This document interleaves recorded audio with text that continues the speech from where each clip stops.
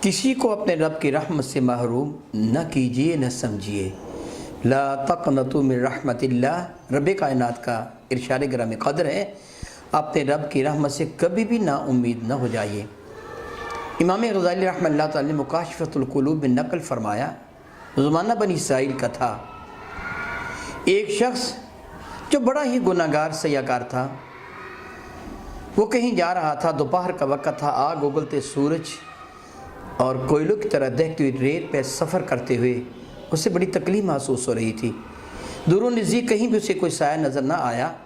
یکا اس نے کیا دیکھا کہ اسی بیابان میں، اسی صحرا میں ایک مرد باخدا بیٹھا ہے جس کے سر پر بادل نے سایہ کر رکھا ہے۔ امام غزالی نقل فرماتے ہیں، ایک شخص نے اسے دیکھا، جس طرح یہ گناہوں میں معروف تھا، وہ شخص جس کے سر پر اللہ رب العزت جل وعلا نے اپنے بادل کا رحمت کا سایہ فرما رکھا تھا، وہ اپنی نیکیوں کے اعتبار سے بہت مشہور اور معروف عابد تھا۔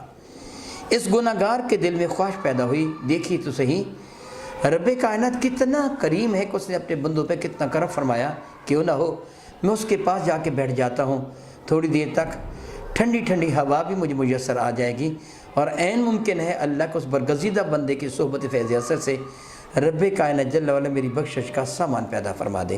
یہ سوچ کر اس کے پہلو میں جا بیٹھا۔ ابھی تو زاہد چی بچی ہوا، اس آنے والے سے پوچھو تو کون ہے؟ یہ بیچارہ گناہ گار و سیاکار جو ایک بدکار شخص تھا، لیکن اب اس کی کایا کچھ پلٹ چکی تھی، اس کے دل کی کیفیات میں تبدیلی آ چکی تھی۔ اس تو عابد زاہد کو کہا، میں فلاں گناہ گار شخص ہوں۔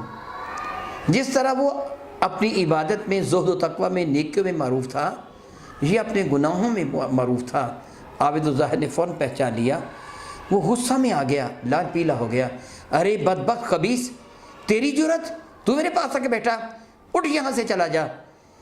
اس بیچارے گناہ گار کی آنکھوں میں آنسو آ گئے، رو پڑا، اے رب کائنات، تیرے اس برگزیدہ بندے نے مجھے اتنا حقیر سمجھا ہے، شاید میں تیری رحمت کے لائق نہیں رہ گیا۔ مولا میں تو اس کے پاس اس لیے آیا تھا، شاید مجھ پہ رحمت ہو جائے گی، اس سے تو مجھے اپنے دربار سے دودکار دیا ہے۔ آنکھوں میں آنسو لیے سر جھکا کے وہ اٹھا، ایک طرف کو چل دیا۔ امام غزالی فرماتے بادل کا سایہ اس کے اوپر چلا گیا، وہ عابد الزاہد دھوپ پہ بیٹھا رہ گیا۔ رب کائنات وکر کے نبی کی جانب وحی نازل فرمائی، اس عابد الزاہد کو کہو تیری پہلی عبادت تیرے غرور کی وجہ سے برباد ہو گئی، تو نے ایک گناہ گار کو میری رحمت سے محروم کرنا چاہا، یاد رکھ میری رحمت بہت وسیع ہے، میں نے اس کو اپنا قرب خاص عطا فرما دیا ہے۔ یاد رکھیے، کبھی کسی کو اپنے رب کی رحمت سے محروم نہ کیجیے، ہمیشہ امید رکھیے، وہ کریم بے پایاں کرم فرمانے والا معلوم نہیں کس کی کس بات سے راضی ہو کر اس کو اپنے دامن کرم میں پناہ دے دے۔